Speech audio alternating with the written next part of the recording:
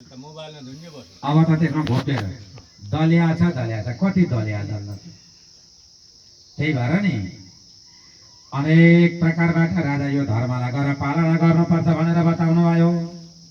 एकादशी संक्रान्ति जन्माष्टमी रामनवमी हरितालिका ऋषि पञ्चमी यी व्रतहरूलाई गरेर मान्दै जानु। एकादशीको दिन व्रत बस्नु भगवानको पूजा गर्नु हाम्रा यी नियम हो।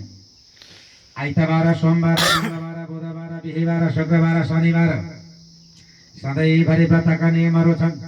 आफूलाई पनि गरेर जोगाउनु शरीरलाई पनि जोगाउनु व्रत पनि बस्नु।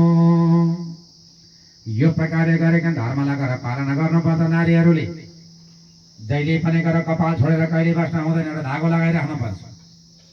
एउटा ओढ्नेमा जेब्रो पछ्यौरा केही हुन्छ शिरमा राखी छोड्नुपर्छ।